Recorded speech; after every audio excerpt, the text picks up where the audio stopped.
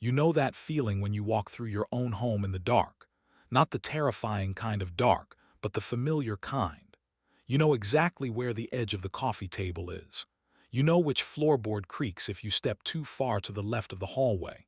You know the distance from your bed to the bathroom is exactly 11 paces. Your home is the one place in this world where your eyes are almost secondary to your memory. But imagine waking up in the middle of the night, reaching out to touch the wall where your wardrobe has sat for 3 years, and feeling your hand pass into empty air. Imagine the cold realization that the geometry of your life has shifted while you were sleeping. I found a door in my apartment that wasn't there before, and the most terrifying thing wasn't the door itself, or where it led. It was the fact that, from the moment I saw it, I realized I hadn't been the only one living in this space. I wasn't the one who had opened it. I live in a pre-war apartment building in the Fairmount neighborhood of Philadelphia. It's one of those classic brownstones that was sliced up into units back in the 70s. High ceilings, crown molding that's been painted over so many times it looks like melting wax, and those beautiful drafty sash windows that rattle whenever the bus passes by. My unit 3B is a long, narrow shotgun-style layout. You walk into the kitchen, which leads into the living room, which leads into the bedroom. It's small, but it's mine. I've lived here for 3.5 years. I work as a freelance archivist and data researcher, which essentially means I spend my days in a quiet, obsessive cocoon of old newspapers, digital records, and spreadsheets. My life is defined by order and documentation. I like things where they belong. My routine is the heartbeat of my existence. I wake up at 7:00 a.m., the sun hitting the brick wall of the building next door and reflecting a dull, orange glow into my bedroom. I make a pot of French press coffee, listen to the low hum of the city waking up, and spend 8 to 10 hours at my desk in the living room. By 11:00 p.m., I'm usually in bed. The building is quiet, mostly occupied by other single professionals or graduate students from the nearby university. We're all ghosts to each other, muffled footsteps above, the distant chime of an elevator, the occasional scent of someone else's dinner drifting through the vents. It was a perfect, solitary life, until the Tuesday it all started. It began with a draft. It was late November, the kind of Philadelphia cold that feels like it's trying to peel the skin off your face. I was sitting at my desk, finishing a project on city land use records from the 1920s. Around 1:00 a.m., I felt a sharp, icy breeze hit the back of my neck. It was odd because my desk is tucked into a corner far from the windows. I stood up, thinking I'd left the kitchen window unlatched, but everything was sealed tight. I checked the front door, dead-bolted. Yet the air in the living room was moving. It felt like the room was breathing. I dismissed it as the quirks of an old building and went to bed.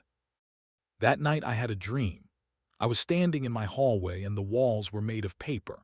I could hear someone on the other side moving with a slow, rhythmic shuffling sound. Slide step, slide step. I woke up at 3:14 a.m., my heart hammering against my ribs. The apartment was silent save for the rhythmic clack clack clack of the radiator. I sat up, reaching for the lamp on my nightstand, but my hand brushed against something cold, something that felt like metal. I flicked the light on. Nothing was there. Just my lamp, my book, and my glass of water. But the air smelled of cedar and old, wet dust. Over the next week, the subtleties turned into a slow burn escalation. I'm a man of measurements, I have to be for my work. I noticed that my bedroom felt smaller. It sounds insane, I know. But when I was vacuuming, the head of the vacuum hit the baseboard under my wardrobe much sooner than I expected. I moved the wardrobe, a heavy, dark oak piece I'd inherited from my grandfather, just a few inches to the side to clean. When I did, I noticed a seam in the wallpaper. My apartment is covered in a generic eggshell white textured wallpaper that's been there since before I moved in. But there, tucked behind where the wardrobe usually sat, was a perfectly straight vertical line. I ran my finger down it. It wasn't a tier. It was a joint. I followed it to the top, near the ceiling, and then horizontally.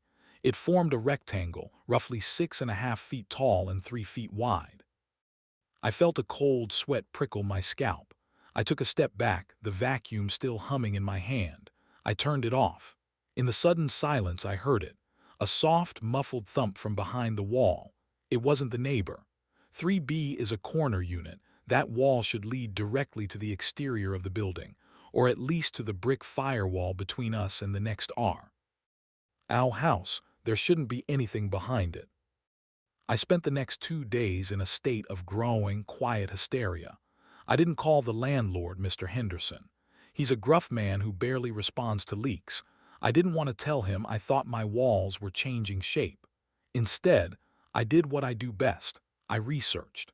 I went to the city archives and pulled the original blueprints for 1202 North Carlisle Street. The building was constructed in 1912 as a single-family mansion before being converted into apartments in 1974. I stared at the blueprints until my eyes blurred. According to the 1912 plans, there was a service corridor behind my bedroom wall, a narrow passage for servants to move between the floors without being seen by the family. But in the 1974 conversion plans, that corridor had been eliminated. The space was supposed to have been filled with insulation and sealed off with cinder blocks to meet fire codes. According to the legal records, that space didn't exist. It was dead space. But as I sat in my quiet apartment that evening, the sun dipping low and casting long, skeletal shadows across the floorboards, I looked at that seam in the wallpaper. I took a measuring tape. I measured the exterior of my apartment from the hallway. Then I measured the interior. There were 4 feet of unaccounted-over space, a 4-foot-wide void running the length of my bedroom. The paranoia began to settle in like a physical weight. I stopped sleeping in my bed. I moved my duvet to the sofa in the living room, facing the bedroom door. I left all the lights on. Have you ever stayed awake for 48 hours? The world starts to lose its crispness. The edges of things shimmer. Your internal monologue starts to sound like someone else is speaking. I began to doubt my own memory. Had the wardrobe always been in that spot? Had I just not noticed the seam? No. I am an archivist. I notice everything.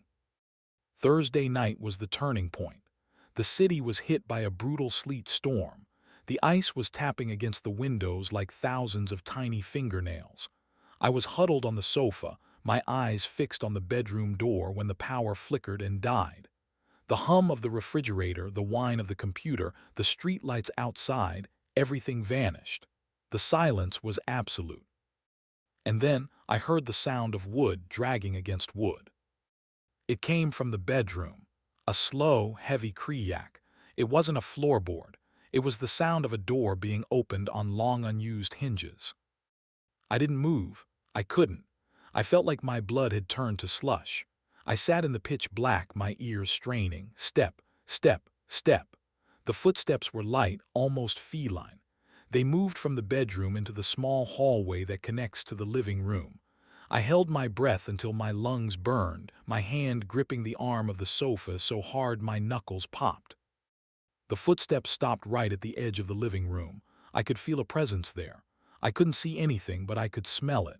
That same smell from my dream: cedar, wet dust, and something metallic like old pennies. I waited for a hand to touch my shoulder. I waited for a voice. But after a minute that felt like an hour, the footsteps retreated. Step, step, step. Then the heavy creak of the door closing and a soft click of a latch. I didn't move until the sun came up. When the first gray light of dawn filtered through the sleet-covered windows, I stood up, my legs shaking, and walked into the bedroom. The wardrobe had been moved. It wasn't much, maybe 6 inches, but it was angled away from the wall, and there, where the seam in the wallpaper had been, was a door. It wasn't a modern door. It was made of dark, heavy wood with a circular brass handle that was green with age. The wallpaper had been neatly cut along the edges. It looked as though it had always been there, a natural part of the room that I had simply been too blind to see. My heart was a frantic, trapped bird in my chest. I reached out, my fingers trembling, and touched the wood. It was freezing, as if it had been stored in a cellar for a century. I should have left. I should have walked out of that apartment, handed my keys to Mr. Henderson, and never looked back. But you have to understand the mind of an archivist. We are plagued by a need to know. A void in the records is an itch we can't stop scratching. I grabbed my heavy industrial flashlight and a kitchen knife, a pathetic defense, but it made me feel slightly less naked, and I turned the brass handle. It turned with a sickeningly smooth silence. I pushed the door open. My flashlight beam cut through the darkness, illuminating a narrow corridor. It was barely 3 feet wide. The walls were unfinished lath and plaster, the wooden slats like the ribs of a giant, dead beast. The floor was thick with a layer of gray dust that hadn't been disturbed in decades, or so I thought. As I stepped inside, the air was heavy and still. It felt like stepping into a tomb. I shone the light down. The corridor. It ran about 20 feet, then turned a sharp corner. I followed the wall, my hand brushing against the rough wood. The silence in here was different than the silence in my apartment. It was a vacuum. I couldn't even hear the wind outside anymore. I reached the corner and turned. My breath caught in my throat. The corridor didn't lead to a dead end. It led to a small, circular room tucked into the center of the building's footprint, a space that shouldn't have been there according to any plan I'd seen. The room was empty, save for one thing. A chair. It was a simple wooden chair, positioned directly in front of a small, rectangular slit in the lath and plaster. I walked over to it, my boots making no sound in the heavy dust. I looked through the slit. I was looking into my own bedroom. From this vantage point, I could see my bed, my nightstand, the wardrobe. The slit was positioned exactly where the seam in the wallpaper had been. I realized with a jolt of pure, visceral horror that someone had been sitting here. Someone had been sitting in this dark, hidden room, watching me sleep for 3.5 years. But it got worse. I shone my light around the small room. On the floor next to the chair were items, small things. A button from my favorite shirt that I'd lost a year ago. A fountain pen I thought I'd dropped on the subway. A lock of hair, tied with a piece of black thread, hair that looked exactly like mine. And then I saw the sketches. Tacked to the lath walls with rusty pins were dozens of pieces of yellowed paper. They were drawings of me sleeping, me sitting at my desk, me brushing my teeth in the bathroom. They were meticulously detailed, charcoal renderings of my most private moments. But as I looked closer, I realized the perspective was impossible. Some of these were drawn from angles that didn't have slits in the wall. Some were drawn as if the artist was standing right behind me. I felt a wave of nausea. My stomach lurched and I had to lean against the wall to keep from falling. I wasn't alone. I had never been alone. This dead space was a parasite's nest. I heard a sound, a soft, wet sound like someone swallowing. It came from further down the corridor beyond the circular room. There was a second door, nearly invisible in the shadows. I froze, my flashlight beam shaking so much the shadows on the wall seemed to dance. The door began to open. I didn't stay to see who or what was on the other side. I bolted. I ran back through the narrow corridor, my shoulders brushing against the lath, my lungs burning with the stale, dusty air. I scrambled through the door into my bedroom, slammed it shut, and shoved the wardrobe back against it with a strength born of pure, unadulterated terror. I didn't stop there. I grabbed my heavy dresser and pushed it in front of the wardrobe. I took my desk and wedged it against the dresser. I spent the next 12 hours sitting in the middle of my living room, the sun rising and setting while I stared at the bedroom door. I didn't call the police. What would I say? "Officer, there's a man in my walls who draws pictures of me." I knew how that sounded. I knew Mr. Henderson would think I was having a psychotic break. The psychological tension of the next few days is hard to describe. It's a slow-motion shattering of the self. You can't trust your senses. Every shadow is a person. Every creak is a footstep. I stopped eating. I stopped working. I sat in a chair with a knife watching. The exhaustion was so deep it felt like my bones were made of lead, yet my mind was racing, replaying the images of those sketches over and over. Who was he? How did he get in there? And most importantly, why was he still here? I began to realize that the door wasn't the problem. The apartment was the problem. The building was a labyrinth of hidden spaces, and I was just a tenant in a world that belonged to someone else. I started noticing things I'd ignored for years. The way the vent in the bathroom seemed to have a faint, human rhythm to its rattling. The way the shadows in the hallway never quite matched the light fixtures. I finally called Mr. Henderson on Monday. I told him there was a pest problem, rats in the walls, and that I needed him to come over and look at the structural integrity of the bedroom. I didn't tell him about the door. I wanted him to see it for himself. I wanted a witness. He arrived at 2:00 p.m., smelling of stale tobacco and damp wool. "What's the problem now, Elias? You've been a quiet one for years, now you're calling me about rats." "Just look," I said, my voice sounding foreign to my own ears. I led him into the bedroom. I'd moved the desk and the dresser, but the wardrobe was still against the wall. I helped him shove it aside.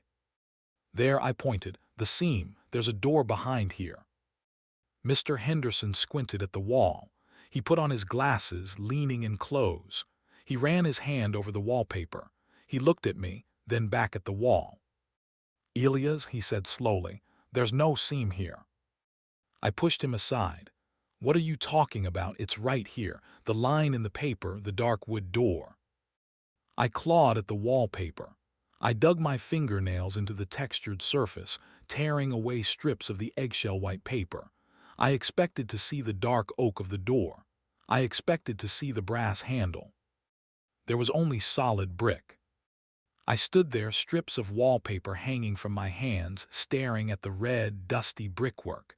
It was old, the mortar crumbling, but it was solid. There was no door. There was no corridor. There was no circular room. "You've been working too hard, son," Henderson said, his voice actually softening with something like pity. "This building is old. It plays tricks. Maybe take a vacation. Go see your folks." He left shortly after, leaving me alone in the room with the torn wallpaper and the exposed brick. I sat on the floor, the dust of the mortar coating my clothes. I looked at the brick. I touched it. It was cold. It was real. But then I looked down at the floorboards. In the dust that Mr. Henderson had disturbed when we moved the wardrobe, there were footprints. One set was his, heavy, rubber-soled work boots. One set was mine, my worn-down slippers. And there was a third set.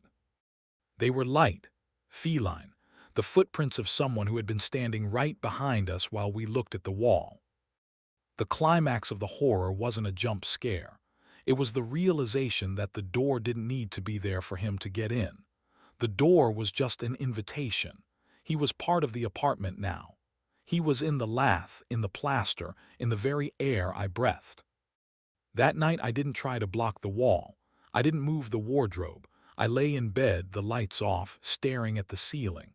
The sleet had turned to a heavy, silent snow. The city was muffled. I heard the sound of the brick shifting. It wasn't a loud sound. It was a soft, grinding noise like stone on stone. I didn't turn my head. I didn't reach for a light. I just watched the shadows on the wall. The brick didn't open like a door. It melted. The shadows stretched and twisted until a dark, narrow opening appeared in the center of the wall. And then he stepped out. He was thin, unbelievably thin. His skin was the color of old parchment, stretched tight over a frame that looked more like wood than bone. He wasn't wearing clothes, but he wasn't naked. He was covered in a layer of fine gray dust that looked like fur. He didn't have a face, not really.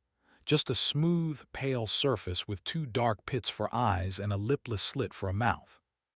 He didn't move toward me. He moved toward the chair at my desk. He sat down. He picked up one of my pens. He pulled a piece of paper from my printer tray. And then, in the dim light of the snow-reflected moon, he began to draw. I watched him for hours. I watched the way his long, spindly fingers moved across the paper.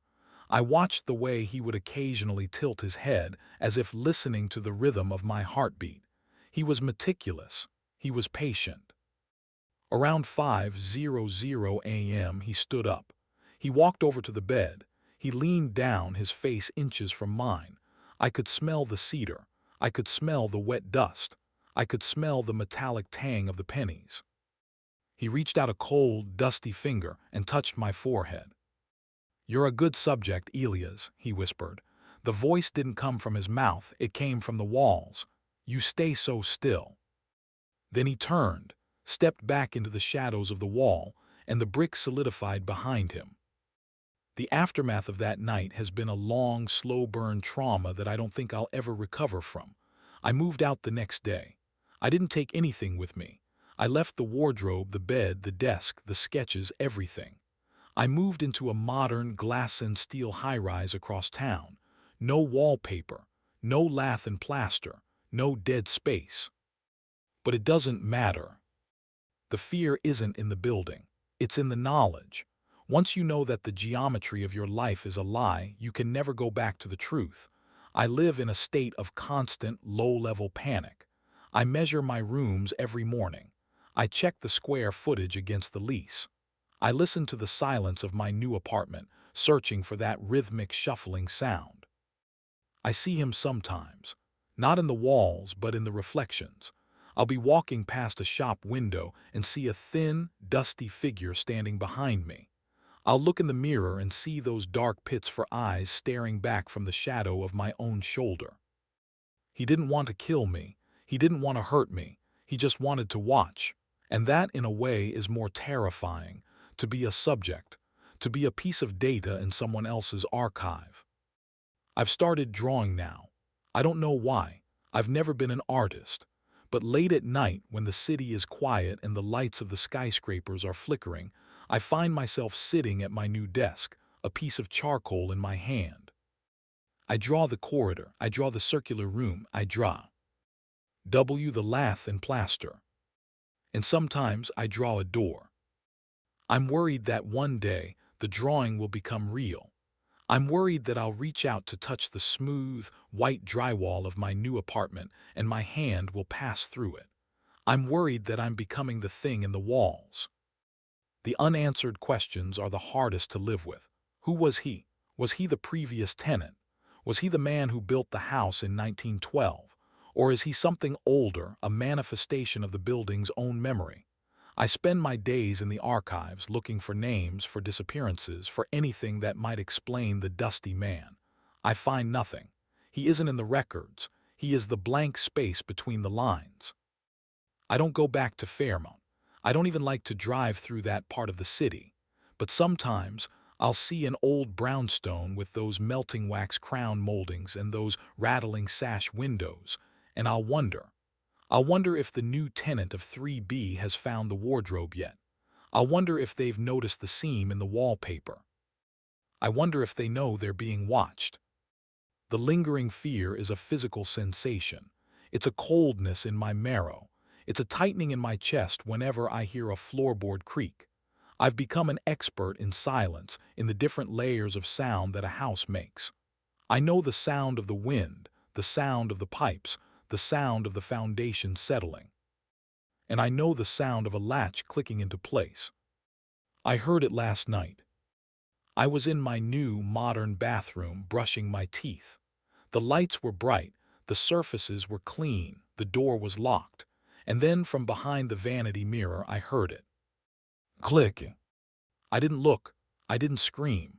I just kept brushing my teeth, because I know that if I look I might see the door, and if I see the door I'll have to open it, and if I open it I might find that the room on the other side is exactly like the one I'm standing in. Only in that room I'm the one sitting in the chair. I'm the one with the charcoal. I'm the one watching Elias. We think our homes are sanctuaries. We think the walls are there to protect us, but maybe they're just there to provide a canvas. Maybe we're all just sketches in a hidden room, waiting for the artist to finish the drawing. I found a door in my apartment that wasn't there before. I think it's still there. I think it's always been there. It's just waiting for the right moment to open. I've started leaving the lights on in every room. My electricity bill is astronomical, but I don't care. I need the light. I need the harsh, unforgiving clarity of the LEDs to prove that the walls are solid. Because in the dark, everything becomes lath and plaster. In the dark, the brick melts. In the dark, the cedar smell returns. I haven't slept more than 3 hours at a time in months. My work has suffered. The archives I once loved now feel like a graveyard of secrets I'm better off not knowing. I stay away from old things now. I like plastic. I like steel. I like things that don't have a history. But even here in this sterile, modern box, I can feel him. He's the shadow under the door. He's the smudge on the window. He's the silence between my breaths. I realize now that the door wasn't in the apartment. It was in my mind. He didn't step out of the wall. He stepped out of my own obsession with the past. I opened the door by wanting to know what was hidden. I invited the dusty man in by searching for him in the blueprints. And now I can never close it. The city outside is waking up. I can hear the distant rumble of the train, the sirens, the voices of people heading to work. They're all going back to their homes, to their sanctuaries, to their familiar four walls. I watch them from my window and I want to warn them. I want to tell them to check their wallpaper. I want to tell them to measure their rooms. But I won't. They wouldn't believe me anyway. They just look at me with that same pitying look that Mr. Henderson gave me. So I sit here in my brightly lit apartment and I wait. I wait for the charcoal to finish the sketch. I wait for the smell of cedar. I wait for the metal tang of pennies. I found a door in my apartment that wasn't there before, and I'm starting to think that I'm the only thing on the other side. The snow is falling again. It's a quiet, heavy blanket over the city. It's the kind of day where you want to stay inside, where you want to hunker down and be warm and be safe. But I know better. Safety is just a lack of measurement. Peace is just a failure of observation. I'm going to turn off the lights now. Not because I want to, but because I'm tired of fighting. I want to see if the brick melts here too. I want to see if the dusty man has followed me to the 14th floor. I reach for the switch. My hand is steady. My breath is calm. I flick the light off. The room is plunged into darkness. The only light comes from the snow-reflected moon. I wait. I hear the shuffling. Slide step, slide step. I hear the latch click. And then I hear a voice, my voice. Welcome back, Elias. I'm not alone, I never was. And the door is wide open. The silence of the room is heavy. I can feel the gray dust settling on my shoulders. I can feel my skin stretching tight over my bones. I can feel the memory of the lath and plaster. I don't need a flashlight anymore. I can see in the dark. I can see the geometry of the void. I found a door in my apartment that wasn't there before. And now I am the door. If you're listening to this and you're in your home and it's quiet, look at your walls. Look at the seams in the wallpaper.